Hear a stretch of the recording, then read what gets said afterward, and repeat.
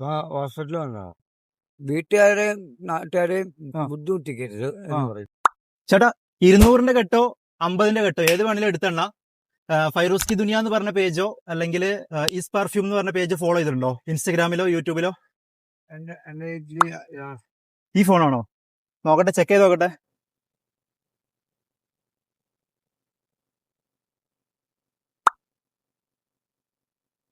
Switch off ആയോ? ഇത് follow ചെയ്തിട്ടുണ്ടല്ലോ, ചേട്ടൻ ഫോളോ ചെയ്തിട്ടുണ്ടല്ലോ. അപ്പൊ 50ന് ഓട്ടെണ്ണ. ഓക്കെ, 30 സെക്കൻഡ് സമയം ഉണ്ടാവും. ഇന്നത്തിന്നൊരു 50ന്റെ കെട്ടെടുത്ത് എണ്ണിക്കോളെ. ഞാൻ സ്റ്റാർട്ട് പറയുമ്പോ എണ്ണിയാ മതിയേ. സ്റ്റാർട്ട്.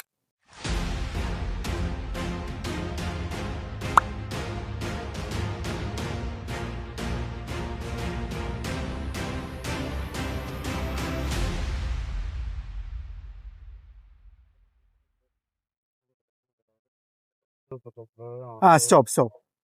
എത്ര എണ്ണി? 40 എണ്ണം. ഓക്കെ, 2000 രൂപ ചേട്ടൻ എണ്ണി. സന്തോഷായോ? ഞാനും വല്ല ഓട്ടോ വെക്കുക, ഇതൊക്കെ വയറിങ് പണി നടക്കുക. ഹോസ്പിറ്റലിൽ വന്നതാ. മാനസാരോഗ്യ കേന്ദ്രം. ഇപ്പൊ എങ്ങനെയുണ്ട്? മാറ്റം ഉണ്ടോ? ഇപ്പൊ ഗുളിക കഴിച്ചിട്ട് പോവുക. ഇപ്പൊ ഈ ലഹരി കഴിക്കുന്ന ആൾക്കാരോട് ചേട്ടൻ എന്താ പറയാനുള്ളത്?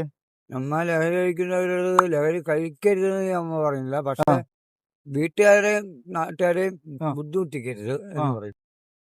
സമൂഹത്തിനോട് പറയാനുള്ളത് ഒന്നേ ഉള്ളൂ. ഈ ലഹരി ഉണ്ടാക്കിയിട്ട് അതില് നിക്കോട്ടിക് എന്ന് എഴുതി വെക്കുന്നതാണ് നല്ലത്. അത് നിർത്തലാക്കിയാൽ എന്താ നിങ്ങൾ ചോദിക്കാം. അപ്പൊ ലഹരി ഉപയോഗിക്കുന്നത് നല്ലതല്ല എന്നാണ് ചേട്ടന്റെ അഭിപ്രായത്തില്?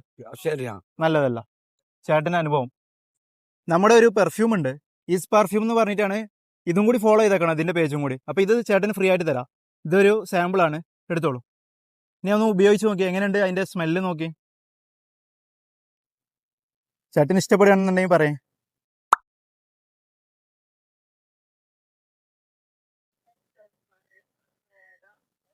എങ്ങനെയുണ്ട്? അടിപൊളി. ഓക്കെ,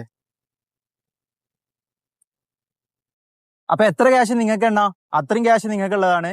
2 അക്കൗണ്ട് ഫോളോ ചെയ്തേക്കുക. ഫൈറൂസ്കി ദുനിയ എന്ന് പറഞ്ഞ അക്കൗണ്ടും ഇസ് പെർഫ്യൂം എന്ന് പറഞ്ഞ അക്കൗണ്ടും ഫോളോ ചെയ്തേക്കുക. അടുത്തത് നിങ്ങളാവും. അപ്പൊ 200ന്റെ കെട്ടിന് എല്ലാവരും എണ്ണണം. ബൈ.